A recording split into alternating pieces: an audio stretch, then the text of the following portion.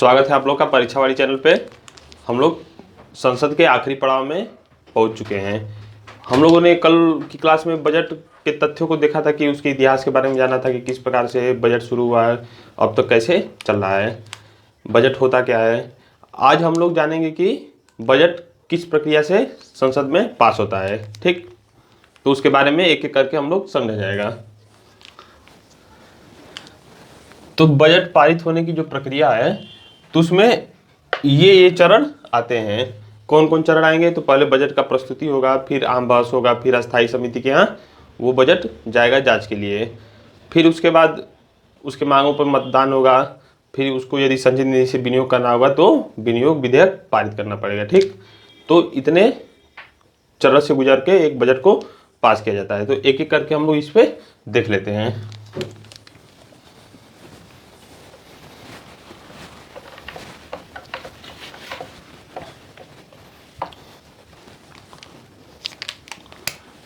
पहला है इसका बजट का प्रस्तुतिकरण।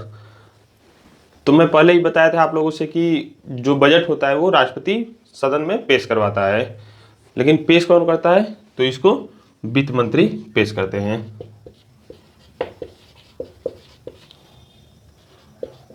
पेश करेंगे कहाँ पेश करेंगे? तो लोकसभा में पेश करेंगे। राज्यसभा में यह बाद में पेश होता है। पेश करने के बाद, पेश करने से पहले राष्ट्रपति जो भाषण देते हैं उसे बजट भाषण बोला जाता है। राष्ट्रपति नहीं, वित्त मंत्री, मैं गलती से बोल गया, राष्ट्रपति। जो वित्त मंत्री उसमें भाषण देंगे उसे बजट भाषण बोला जाएगा। और ये भाषण देने के उपरांत ही ये सदन में प्रस्ताव पेश होता है। जो बजट की मांग होती है वो पेश होती है। मांग में मैं बताया ही था कि क्या होता है मांग। तो जो कार्यपालिका है वो विधायिका से मांग करती है कि भाई हमको इतने रकम की आवश्यकता है शासन चलाने के लिए, तो वो रकम दिया जाता है, उस मांग को स्वीकृति दी जाती है और विधायिका द्वारा उसकी परमिशन दी जाती है और वो संचित निधि से निकाला जाता है। क्योंकि भारत के जितने भी राजस्व हैं वो लगभग संचित निधि में ही जमा किए जाते हैं और वहीं से उसका निकासी किया जाता है। बाकी अन्य निधियाँ भी बनाई गई हैं, जैसे आकस्मिक निधि है, तो वो किसी विशेष परिस्थिति के लिए वो होती है। ठीक, तो बजट का प्रस्तुतिकरण होगा सदन में, लोकसभा में प्रस्तुतिकरण होगा, फिर लोकसभा के बाद राज्यसभा में भी जाएगा। तो इतना है प्रस्तुतिकरण में। वित्त मंत्री जो भाषण देगा बजट पेश करते समय वो बजटीय भाषण कहलाएगा। उसके बाद दूसरा है आम बहस। प्रक्रिया सेम रहती है हर चीज़ों में, जैसे साधारण विधेयक में रहता था वैसे ही प्रक्रिया इसमें भी रहेगी। धन विधेयक में भी वैसे ही रहता था, थोड़ा सा डिफरेंस होता रहता है, उसको हम लोग समझते चलते हैं। आम बहस होगा तो ये विधेयक प्रस्तुत होने के बाद जो होता है राज्यसभा में जाता है। राज्यसभा में भी इसको 3-4 दिनों तक और लोकसभा में 3-4 दिन तक इस पर बहस चलता है। एक साधारण बहस चलेगा और जो आखिरी दिन होगा उस दिन मंत्री को यह अधिकार होगा कि वो उसका प्रश्नों के जवाब दे सकता है। हर मुद्दे पे थोड़ा थोड़ा चर्चा किया जाएगा या कुछ मुद्दे पे ही चर्चा किया जाएगा, जरूरी नहीं है कि पूरे हर मांगों पे ही चर्चा किया जाए। तो इसमें इस प्रकार से होता है आम बहस में। फिर आगे आता है अस्थायी समितियों द्वारा जांच।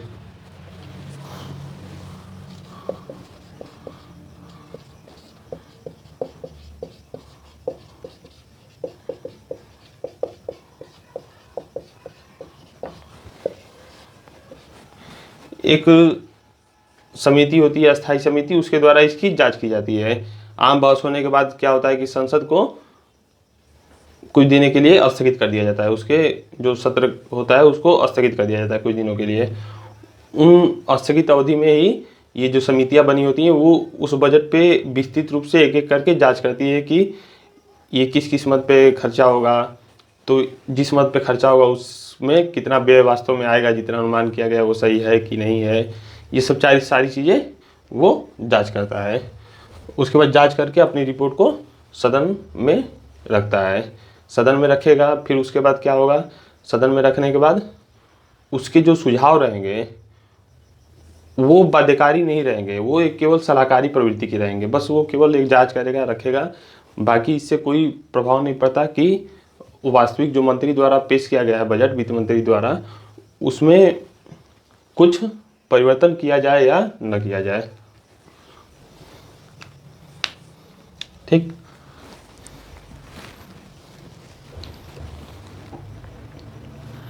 जो अस्थायी समिति की व्यवस्था है वो 1993 से प्रचलन में आई और 2004 में इसका कार्य को और विस्तृत किया गया। तो इस प्रकार इसका डाटा है। ये भी ध्यान रखिएगा कि पूछ सकता है कि जो बजट को जांच करने वाली अस्थायी समिति होती है यह कब से परंपरा प्रचलित हुई, तो 1993 से प्रचलन में आया।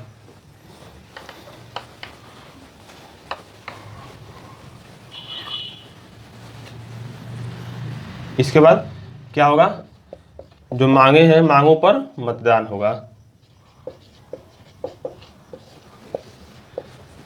देखिए, जब रेल बजट अलग पेश होता था तो उसको रेल मंत्री पेश करता था, वित्त बजट वित्त मंत्री पेश करता था, लेकिन अब दोनों को एक साथ मर्ज कर दिया गया है। तो अब वो रेल बजट भी एक आम बजट की तरह ही उसमें शामिल हो गया है।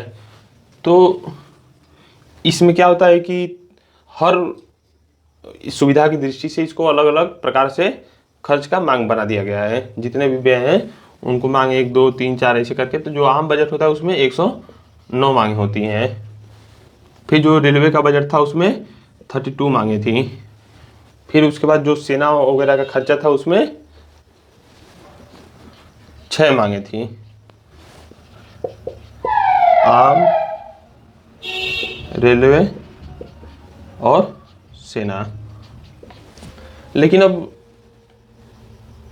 इसको मिला दिया गया तो सभी मांगे एक ही में मर्ज हो गई हैं। लेकिन हर मांगों पे इसमें अलग अलग रूप से मतदान किया जाता है। क्या किया जाता है? अलग अलग रूप से मतदान किया जाता है।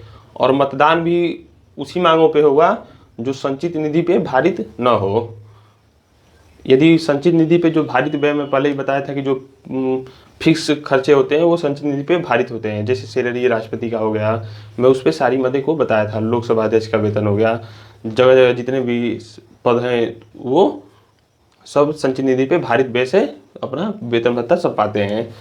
तो इन वेतन भत्तों को छोड़ के, यानी जो भारित व्यय हैं उनको छोड़ के बाकी जो संचित निधि से और निकलेगा और मांगे हैं, वो सब मांगे अलग अलग मांगों पे मतदान होता है।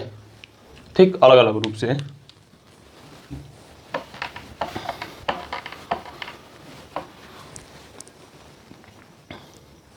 जो भारित व्यय होता है उस पर केवल चर्चा की जाती है, लेकिन अन्य जो व्यय भारित व्ययों को छोड़ के संचित निधि से, तो उन पे चर्चा एवं मतदान दोनों किया जाता है।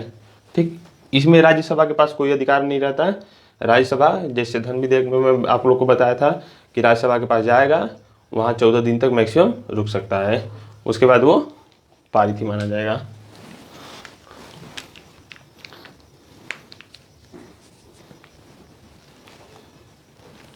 इसमें क्या होता है कि जो प्रत्येक सदस्य है उस पर कटौती प्रस्ताव भी ला सकते हैं।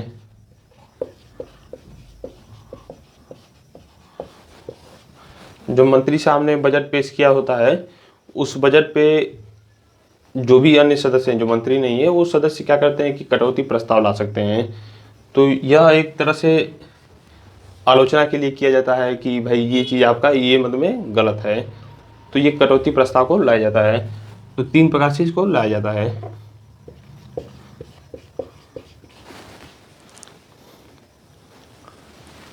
नीति कटौती प्रस्ताव एक होता है,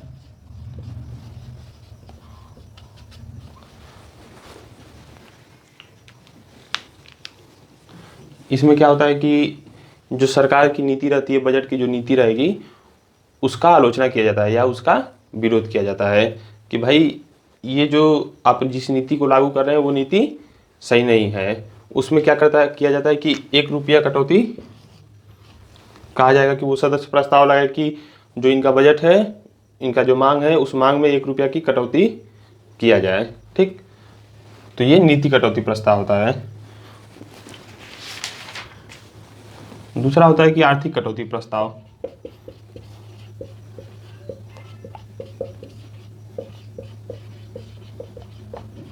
आर्थिक कटौती प्रस्ताव में क्या होता है, इसमें कहा जाता है कि जो आपकी रकम है मांग की, उसमें या तो एक मुश्त या तो पूरी रकम को ख़त्म कर दिया जाए। उस जो भी वो मांग किया गया है उस मद पे एक या पूरी रकम को, एक मुश्त या पूरी रकम को समाप्त कर दिया जाए।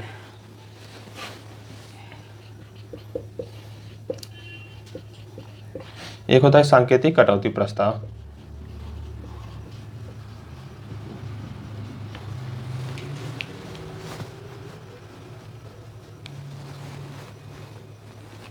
इसमें क्या होता है कि जो भारत सरकार का यदि कोई दायित्व रहता है तो उस दायित्व से संबंधित ये प्रस्ताव, कटौती से संबंधित प्रस्ताव को लाया जाता है। इसमें क्या होता है कि 100 रुपये तक की रकम को कम करने के लिए कहा जाता है, उस मांग में 100 रुपये तक की रकम को कम कर दिया जाए। तो यानी हम लोग को देख लेना है कि इसमें क्या होता है, नीति कटौती में 1 रुपया कम करना, आर्थिक कटौती में जो रकम मांग की गई है उसको आधा या कुछ रकम या पूरा ख़त्म कर दिया जाए, सांकेतिक कटौती में 100 रुपया। ठीक, ये प्रस्ताव इसीलिए लाया जाएगा कि इसका आलोचनात्मक रूप से प्रदर्शन किया जा सके। ठीक,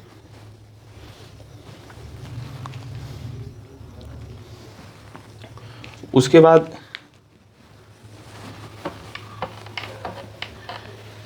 इतना प्रोसीजर यदि मतदान हो जाता है, उसके बाद क्या होता है कि मैं आप लोग को पिछले क्लास में बताया था कि जो संचित निधि से धन का निकासी होता है वो 2 प्रकार से होता है। एक होता है भारित व्यय आय से, एक होता है संचित निधि से।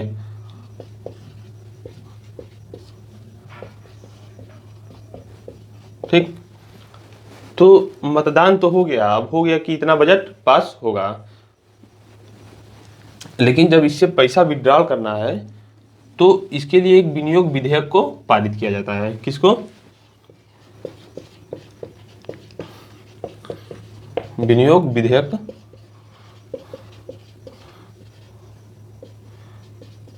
पारित किया जाता है।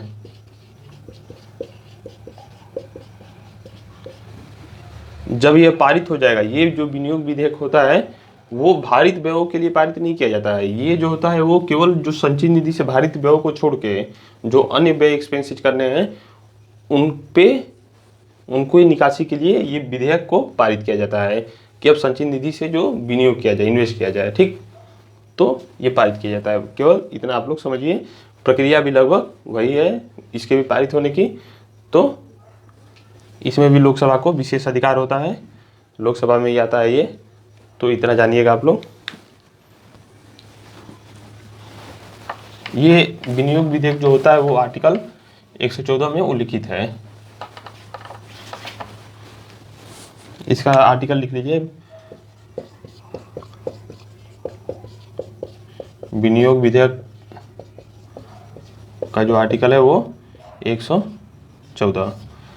तो इस प्रकार से हम लोगों ने देखा कि सबसे पहले प्रस्ताव का प्रस्तुतिकरण होगा, फिर उस पर आम बहस चलेगी, फिर अस्थायी समिति के पास जांच के लिए जाएगी, फिर उन मांगों पे जो मांगे अलग अलग रूप से की गई हैं, सभी मांगे अलग अलग रूप से की जाएंगी, क्योंकि उतना हर साल मांग को सोचना एक तरह से कठिन कार्य होगा। तो उस प्रकार से सरकार ने क्या किया है कि पहले से ही जो मांगे चली आ रही हैं उनको अलग अलग रूप में लिख दिया जाता है, जैसे सेना, रेलवे, ऐसे करके रेलवे में भी किस मद पे, इस मद पटरी के मद पे इतना खर्चा है, इस प्रकार से मांगे उसके मद को अलग अलग बना दिया गया है। तो उन मदों पे, हर मदों पे अलग अलग रूप से मतदान किया जाएगा। उसके बाद मतदान के बाद सदस्य चाहे तो कटौती प्रस्ताव ला सकते हैं, फिर कटौती प्रस्ताव आने के बाद ना आए तब भी ठीक है, बजट पारित हो जाता है। उसके बाद उससे निकासी के लिए विनियोग विधेयक पारित किया जाता है और उसके तभी धन का विनियोग किया जाता है।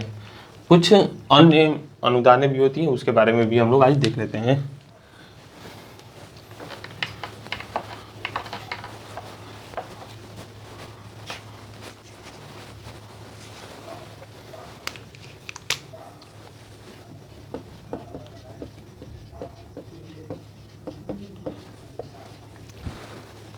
कल 26 नवंबर था, जो भारत का संविधान दिवस है, तो 26 नवंबर को हमारा संविधान दिवस मनाया जाता है।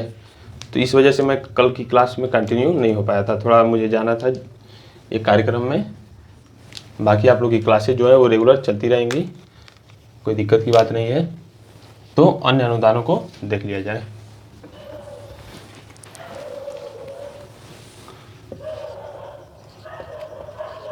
पहला होता है अनुपूरक अनुदान।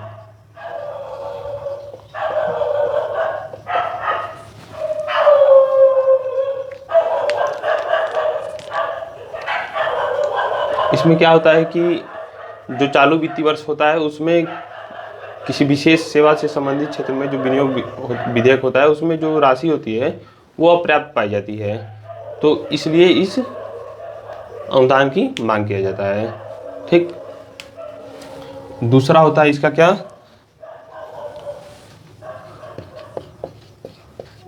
अतिरिक्त अनुदान।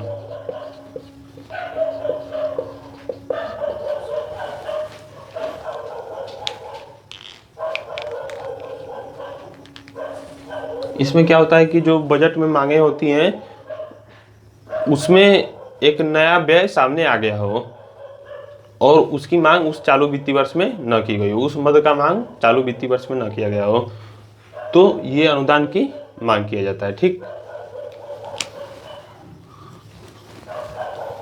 तीसरा होता है अधिक अनुदान।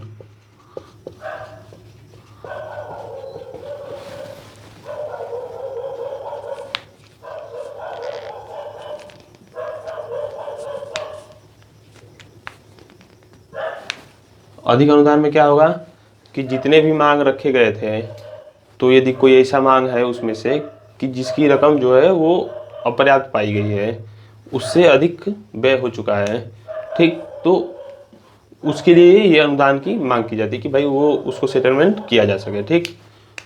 तो इसको अधिक अनुदान बोला जाता है। यह लोकसभा में ही पेश होगा, उस पर मतदान होगा। ठीक। तो ये सब चीज़ें हैं। चौथा है इसका कि प्रत्यानुदान।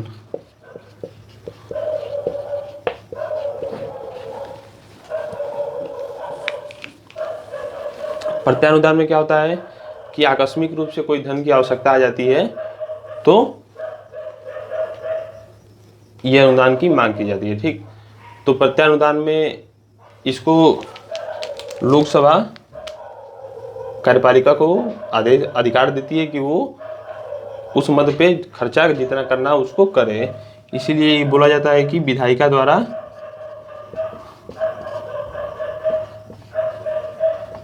कार्यपालिका को दिया गया ये एक ब्लैंक चेक होता है। ब्लैंक चेक से क्या मतलब, सिग्नेचर उसने कर दिया है, भाई जितना आपको भरना है रकम वो भर लीजिए और निकासी करिए, उस पर जो जरूरत हो उस पर खर्च करिए। ठीक। विधायिका द्वारा दिया गया कार्यपालिका को ब्लैंक चेक।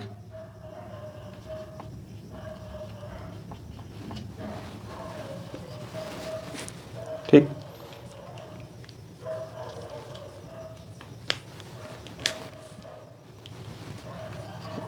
पांचवा होता है अपवादानुदान।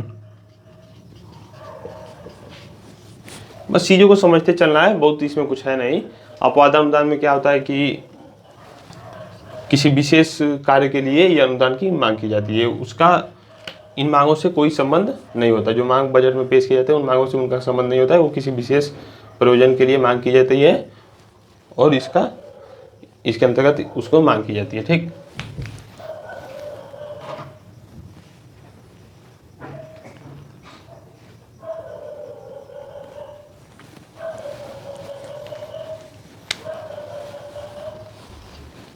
छठवां इसका है सांकेतिक अनुदान।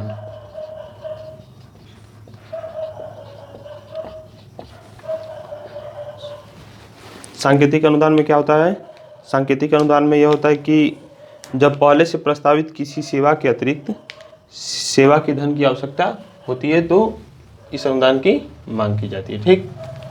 तो इतने ही अनुदान है, बहुत इसको डीप में नहीं जाना है हम लोग को। किसी ने कमेंट किया था कि सर यूपीएसआई का पेपर किस प्रकार से आ रहा है, अब तो काफ़ी लेट हो चुका है, तो पेपर 3-4 दिनों तक ही लगभग चलने वाला है। 2 तारीख को शायद ख़त्म हो जाने वाला है यूपीएसआई का जो पेपर है, लेकिन उन्होंने पूछा है तो हमारा कर्तव्य है भाई कि मैं एक बार उसको बता दूँ किस प्रकार का प्रश्न उसमें पूछ रहा है। तो देखिए संविधान में जो है वो सीधे शुरुआत में तो काफ़ी सरल क्वेश्चन दिए थे, लेकिन धीरे धीरे हल्का सा लेवल उसका बढ़ा रहा है। उसमें ऐसा नहीं है कि काफ़ी लेवल हाई कर दिया है, लेवल उतना ही है, थोड़ा सा एक बढ़ा हुआ है। क्या होता है कि जब परीक्षा में प्रश्न आ जाता है हम लोग को तो लगता है कि काफ़ी आसान प्रश्न था, नहीं आता है तो काफ़ी कठिन प्रश्न था। तो चीज़ें मायने ये नहीं रखती कि आप कितना ज्ञानी है इसमें, आपने जो एक बेस तैयार रखा है उस बेस को इस परीक्षा में जितना स्पीड मेंटेन कर लेंगे आप, तभी इस परीक्षा को पास कर पाएंगे।